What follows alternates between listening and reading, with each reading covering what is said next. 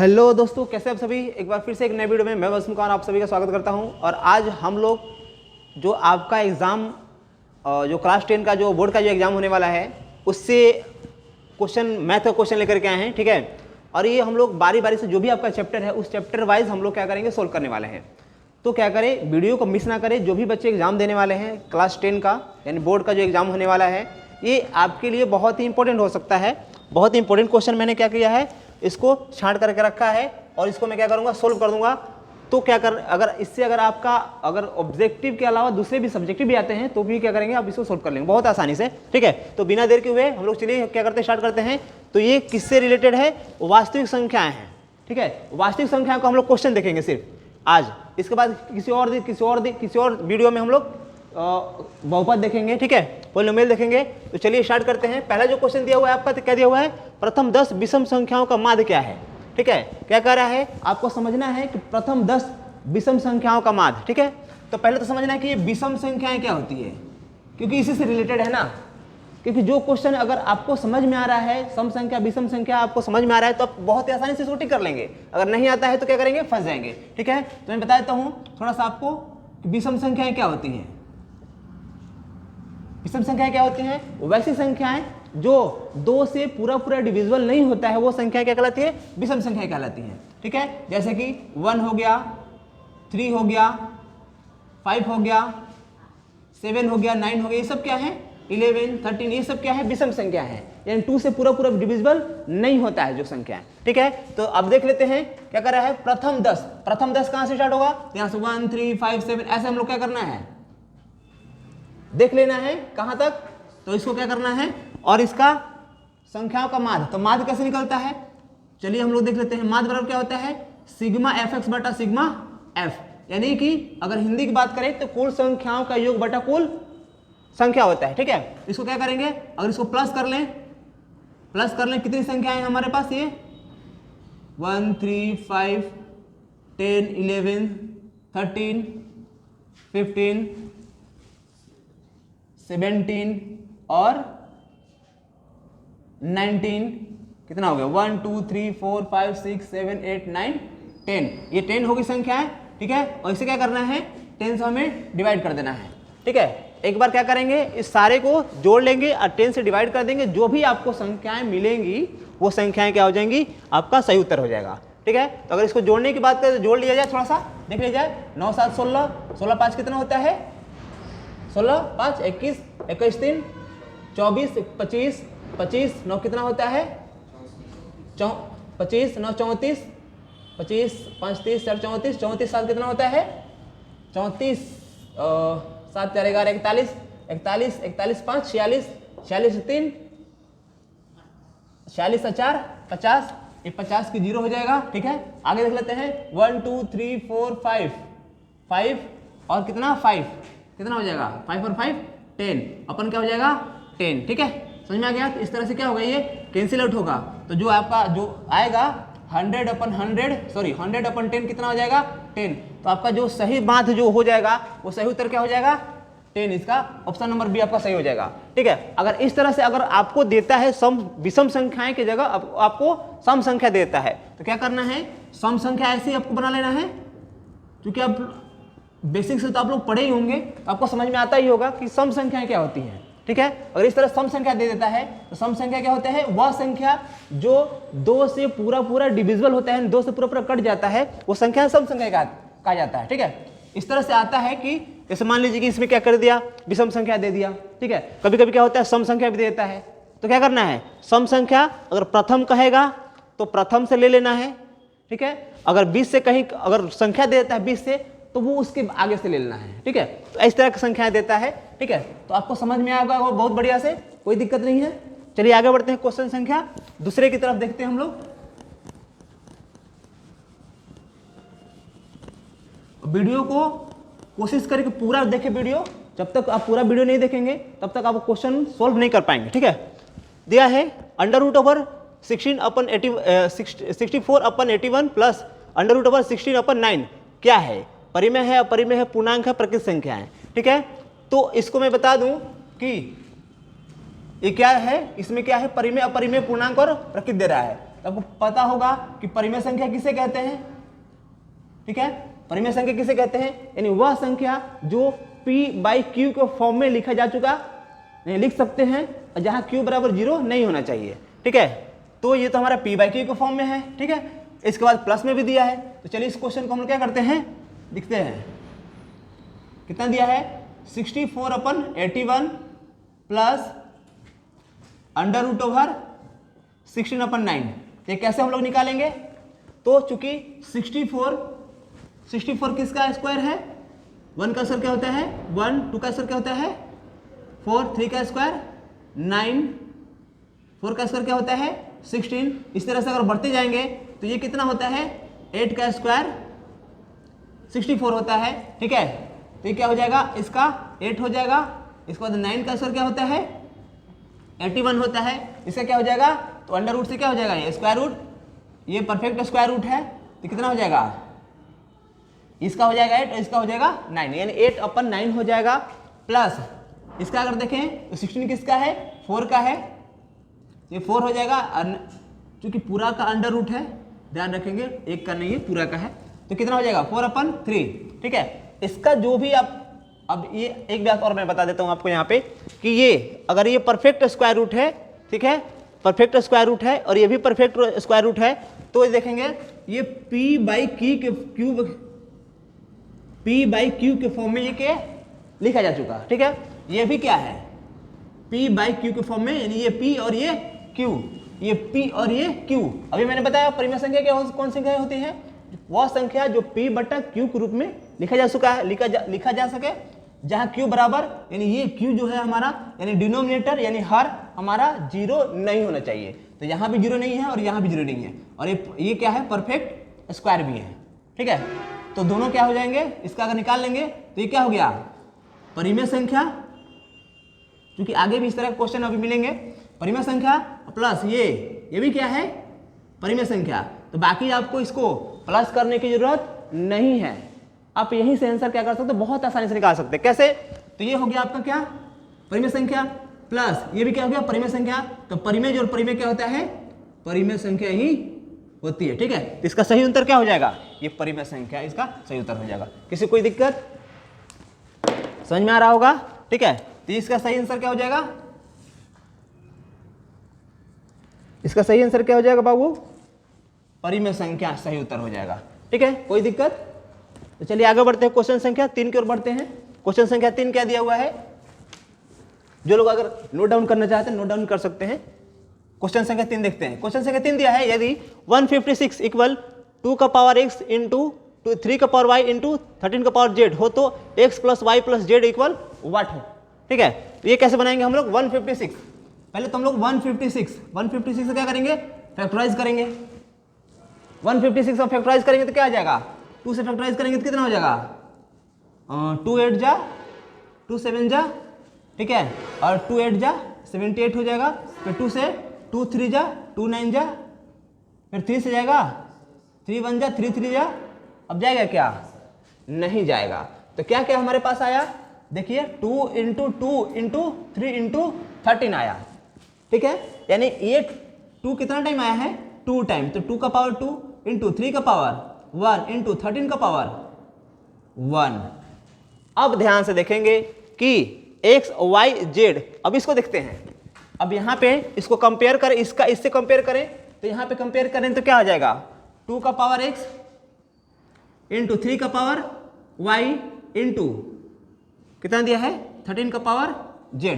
अगर कंपेयर करें तो देखें, कंपेयर करें तो कितना आया, x का पावर कितना आएगा 2, यानी x बराबर कितना आ गया हमारा 2 आ गया। इसको कंपेयर करेंगे तो x y का पावर कितना, y का पावर कितना 1, z का पावर कितना 13 का 13 इक्वल z का पावर कितना 1, यानी z बराबर 1। अब हमारा वैल्यू बहुत ही आसानी से निकल जाए। कैसे, अब क्या करना है x plus y plus z का वैल्यू निकालना है, यानी x कितना है 2 प्लस 1 प्लस 1 ये होता है, यानी इस तरह दिया है x plus y plus z, यानी कि 2 प्लस 1 प्लस 1 इक्वल कितना 2 1 3 1 4, that is the correct answer. तो जो आपका 4 आपका जो सही आंसर होगा क्या हो जाएगा 4 इज द करेक्ट आंसर। ठीक है, समझ में आया होगा। अगर समझ में आया तो वीडियो क्या करें, लाइक करें, शेयर करें बच्चों के पास, ज़्यादा से ज़्यादा बच्चे देखें, इसका लाभ उठा सके। ठीक है, चलिए इस तरह के और भी बहुत सारे क्वेश्चन हैं,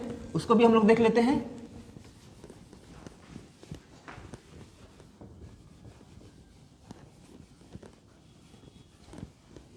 जो भी बच्चे एग्जाम में बैठने वाले हैं कोशिश करें कि ज़्यादा से ज़्यादा बच्चों के पास पहुंचाएं, ताकि ये वीडियोस उन लोगों के लिए भी लाभप्रद हो। ठीक है, अब यहाँ देखते हैं क्वेश्चन नंबर 4 की ओर बढ़ते हैं। क्वेश्चन नंबर 4 क्या है, दो लगातार विषम संख्याओं का मसय क्या होगा। ठीक है, अब क्या करता है क्वेश्चन, क्या कहता है, विषम संख्या। अब यहाँ पे देखते हैं विषम संख्या।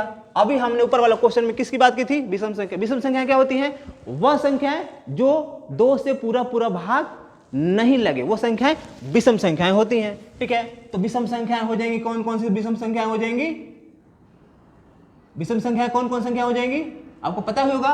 1 हो जाएगा, 3 हो जाएगा, 5 हो जाएगा, 7 हो जाएगा, 9 हो जाएगा, ऐसे डॉट डॉट डॉट इन्फिनिट बहुत सारी संख्याएं हो सकती हैं।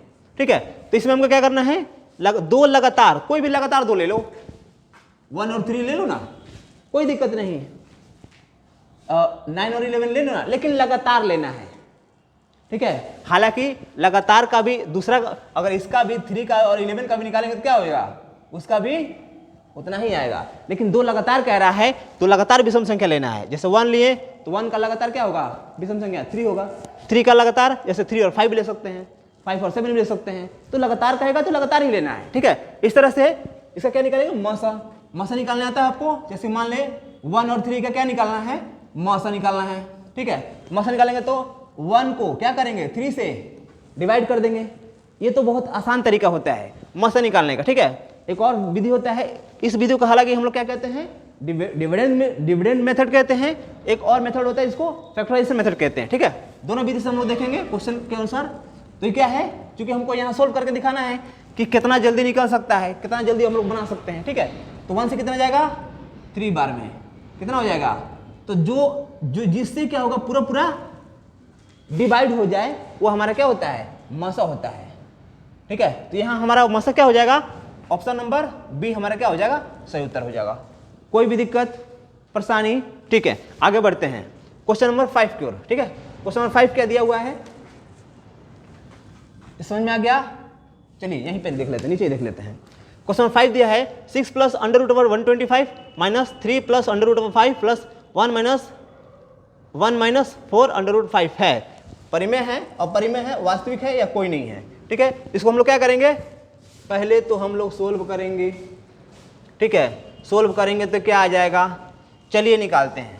क्वेश्चन नंबर 5 सोल्व करते हैं। कितना दिया है, 6 plus under root over 125 minus 3 plus under root 5 दिया है, अब प्लस 1 माइनस 4 अंडर रूट 5 है। ये इस तरह से क्या करेंगे हम लोग, इसका पहले तो सबको क्या करेंगे, हटा लेंगे जो भी क्वेश्चन के अंदर है। ठीक है, क्या हो जाएगा, 6 प्लस अंडर रूट ओवर 125 क्या होता है, अंडर रूट 125 का कितना होता है, तो 5 5 5 5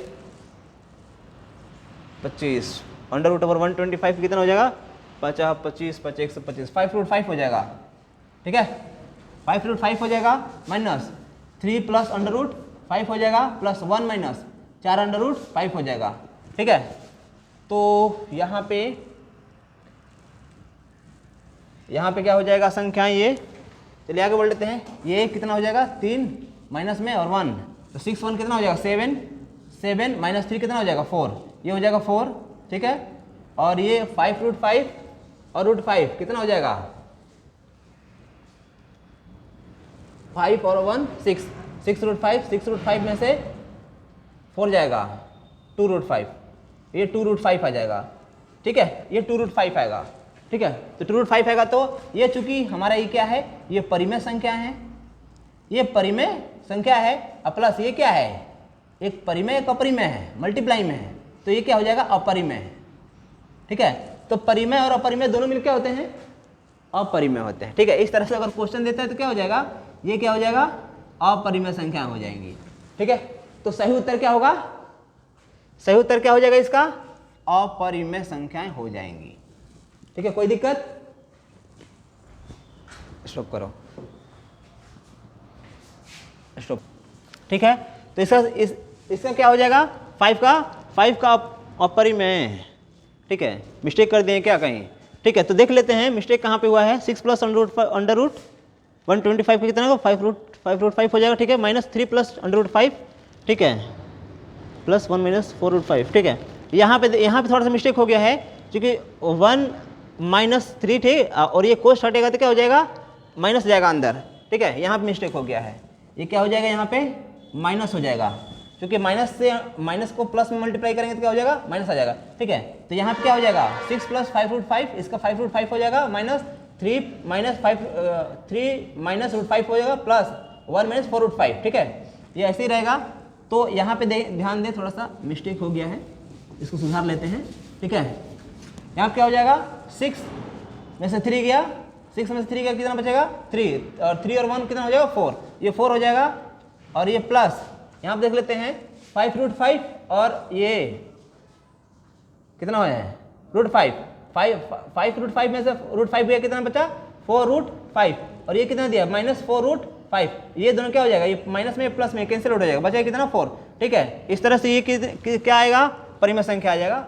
ये मिस्टेक हो गया, यहाँ पे सुधार लेंगे, जो भी बच्चे समझ में आया होगा, ठीक है। ये क्या है, इसमें से इसको माइनस करे हैं तो 4√5 हुआ है, और ये 4√5 ये प्लस में है और ये माइनस में, दोनों क्या होगा, कैंसिल आउट होगा, बचा क्या हमारे पास, 4 हमारा क्या हो जाएगा, और 4 ये हमारा परिमेय संख्या है, ठीक है।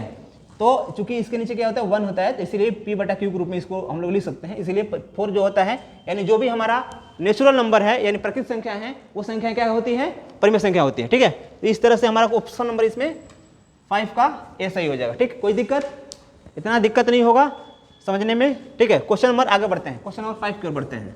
5 है, 6 है, क्वेश्चन नंबर 6 देखते हैं।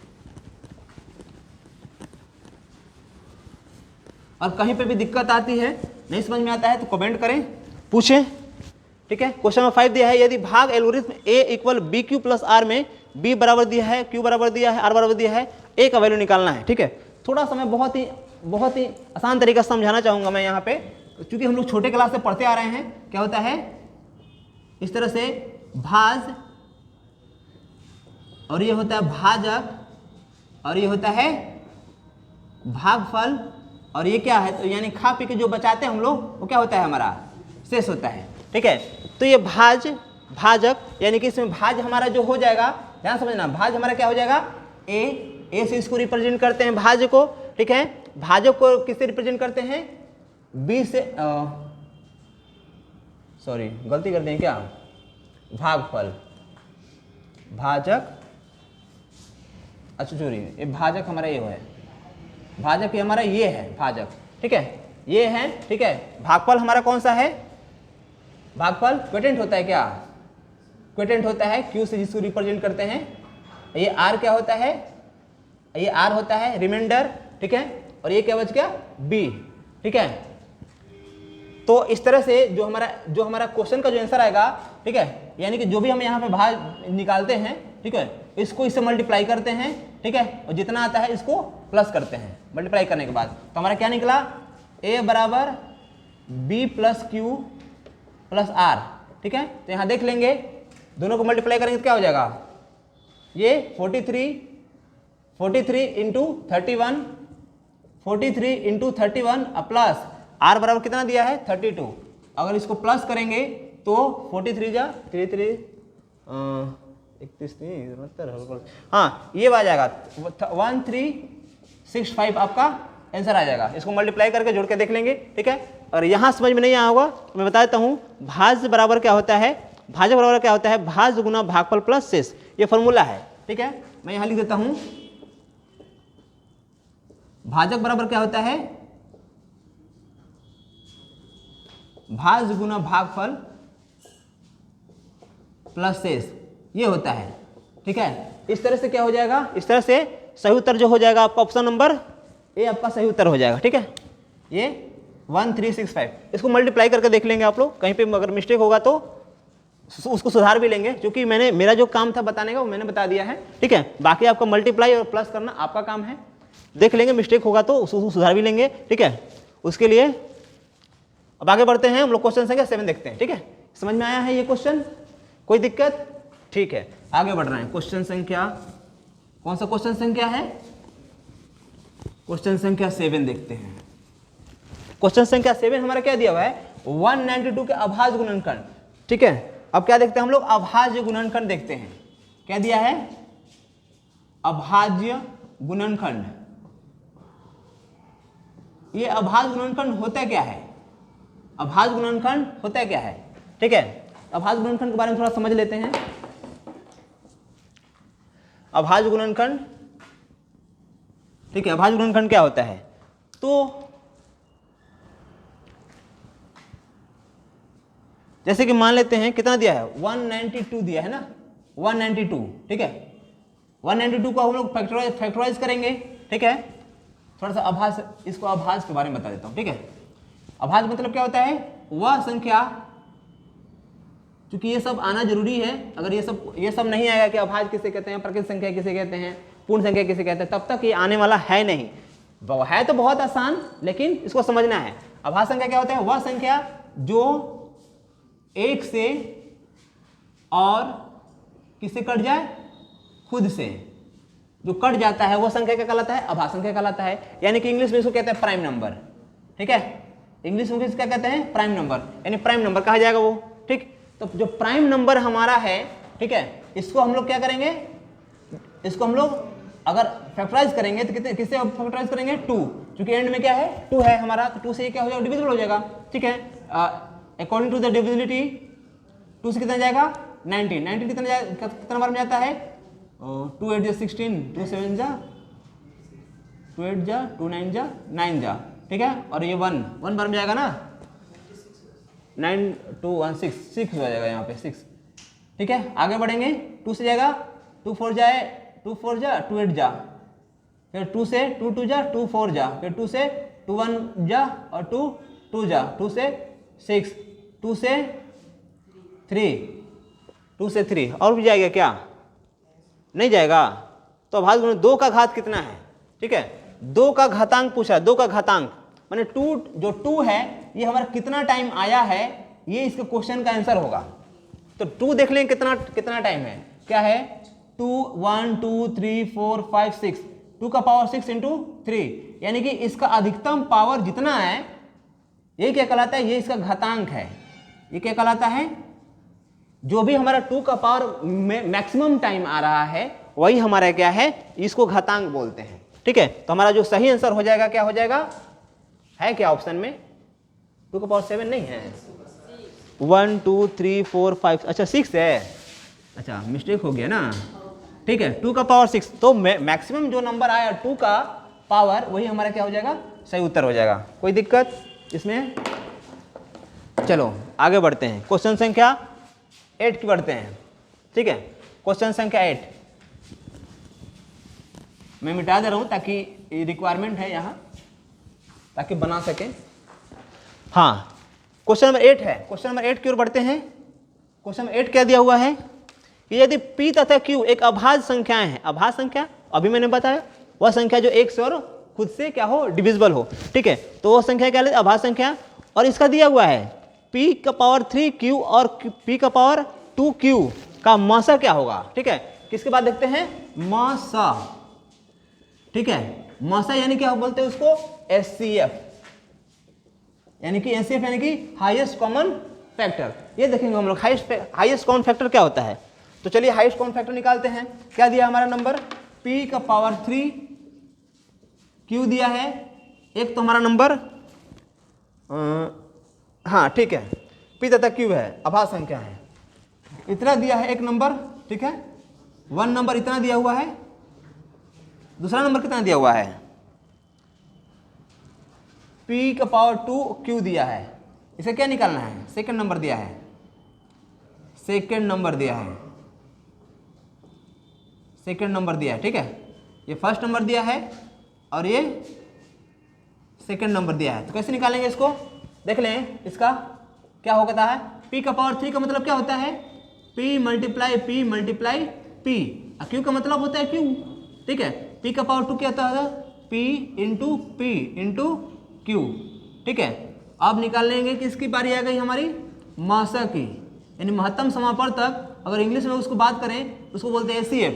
ठीक है, तो एचसीएफ में क्या होता है, जो आपका मैक्सिमम टाइम दोनों में पेयर लगता हो, पेयर यानी कि अगर 1 नंबर में भी सेकंड नंबर दोनों में भी क्या हो, दोनों में मिक्सअप हो, यानी कि दोनों में मिलता हो, यानी कि P मिल रहा है, P का पावर 3 और Q में भी P है और P का पावर 2 Q में भी P है, ठीक है। तो दोनों में क्या मिल रहा है, P मिल रहा है। इसको हम लोग क्या करेंगे, नोट डाउन कर लेंगे। अगला, इसमें भी क्या हो रहा है, P का पावर इंटू P का पावर, ठीक है, दोनों मिल रहा है P और बाकी मिल रहा है क्या, Q भी मिल रहा है, ये भी देखिए Q भी मिल रहा है, ठीक है। यानी कि जो मिलता है हमें वो क्या हो जाता है हमारा, तो इस तरह से P²Q जो हमारा सही ऑप्शन में होगा वही हमारा क्या हो जाएगा, सही उत्तर हो जाएगा। है कि नहीं है, P²Q, ठीक है, P²Q हो जाएगा, हमारा सही उत्तर हो जाएगा, ठीक है। इस तरह से हमारा क्वेश्चन संख्या 8 का सोल्यूशन निकल गया है। अगर आपको दिक्कत होता है, परेशानी होता है कहीं भी, तो आप पूछेंगे जरूर, कमेंट करेंगे, अदरवाइज लाइक करेंगे, शेयर करेंगे ज़्यादा ज़्यादा बच्चों के पास। आगे देखेंगे क्वेश्चन संख्या 9। क्वेश्चन संख्या 9 देख लेते हैं। क्वेश्चन संख्या 9 क्या है, एक परिमेय संख्या और एक अपरिमेय संख्या का योग कैसी संख्या है, ठीक है। तो मैं यहाँ बता दूं कि एक परिमेय संख्या और एक अपरिमेय संख्या, तो परिमेय संख्या योग कह रहा है ना। अभी मैंने क्वेश्चन को अगर थोड़ा सा बैक करके देखेंगे, जो क्वेश्चन मैंने बताया था अभी, ठीक है, एक क्वेश्चन बताया था कि उसमें आया था कि परिमेय संख्या और अपरिमेय संख्या का दोनों का बताया था, शायद यही वाला क्वेश्चन है, ठीक है, परिमेय अपरिमेय, और बहुत 2-3 क्वेश्चन मैंने इसका जिक्र कर दिया है, ठीक है। हालांकि मैं बता देता हूँ यहाँ पे भी, परिमेय प्लस परिमेय और अपरिमेय का योग मतलब प्लस, यानी परिमेय और अपरिमेय ये दोनों का योग क्या होता है, तो परिमेय प्लस अपरिमेय, ठीक है, क्या होता है, अपरिमेय संख्या होती है। परिमेय प्लस अपरिमेय कौन संख्या होती है, अपरिमेय होता है, ठीक है। यही नहीं, और भी देख लें यहाँ पे आप सभी, परिमेय और माइनस अपरिमेय, परिमेय माइनस अपरिमेय, तो अपरिमेय, ठीक है, परिमेय गुना अपरिमेय, अगर परिमेय के साथ अपरिमेय को गुना कर दें तो पर भी क्या होगा, अपरिमेय। परिमेय को गुना तक ही रहने देते हैं, डिवाइड को आएगा तो बाद में बताएंगे, क्योंकि डिवाइड में अंतर हो जाता है, ठीक है। तो परिमेय अपरिमेय, डिवाइड में भी हालांकि वही होता है, तो ये क्या हो जाएगा इसका, अपरिमेय, ठीक है। गुना करेंगे तब, जोड़ करेंगे तब, घटाव करेंगे तब, ये सब सभी क्या आती हैं, अपरिमेय संख्या आती हैं, ठीक है। तो ध्यान रखेंगे, अगर इस तरह से क्वेश्चन आ जाता है। दूसरा क्वेश्चन ये, तो यहाँ तो योग दे दिया, तो मैंने बता दिया कि अपरिमेय। अगर मान लीजिए आपके साथ अगर अपरिमेय और अपरिमेय आ जाए, तो परिमेय और अपरिमेय आ जाए तो, ठीक है, अपरिमेय अपरिमेय आ जाए तो इस तरह से भी क्वेश्चन देते हैं, ठीक है, बोर्ड एग्जाम में। तो इसको ध्यान रखेंगे। आगे बढ़ते हैं, क्वेश्चन संख्या 10 देख लेते हैं। 10 पे ही आज हम लोग बस कर देंगे। यदि ए और बी अभाज्य संख्याएं हैं, ठीक है, देखिए एक और क्वेश्चन आ गया अभाज्य संख्या पे, तो ए और बी का लसा क्या होगा, लसा पूछ रहा है, ठीक है। अभी हमने क्या देखा था, मसा देखा था, अभी क्या आ गया, लसा आ गया, ए और बी, ठीक है, और ये बी का लसा क्या होगा। एक संख्या ए दिया है और दूसरी संख्या क्या दी है, बी दिया है, बी दिया हुआ है, तो इसका दोनों का लसा निकालेंगे। तो लसा बराबर क्या होता है, यानी कि एलसीएम, इसको बोलेंगे लॉवेस्ट कॉमन मल्टीपल, ठीक है। तो ए हो गया संख्या और एक बी संख्या होगा, दोनों का अगर लसा निकालेंगे तो क्या हो जाएगा, दोनों में कॉमन नहीं है, ठीक है, तो हम लोग लिखेंगे, और जो कॉमन नहीं है वो भी लिखेंगे, तो ए और बी दोनों क्या हो जाएगा, ये इस तरह से ए बी आपका जो आपका होगा ऑप्शन में। अच्छा, इसका 9 का मैंने मरा नहीं, ठीक है। तो एक परिमेय और एक अपरिमेय का क्या होगा, अपरिमेय होता है, ठीक है। ऑप्शन नंबर इसका बी सही हो जाएगा, और ए और बी का क्या हो जाएगा, ऑप्शन नंबर सी हो जाएगा, क्योंकि ए और बी का जो लसा होगा, सही उत्तर क्या हो जाएगा आपका, ए इंटू बी हो जाएगा, ठीक है। तो इतना ही आज हम लोग रहने देते हैं।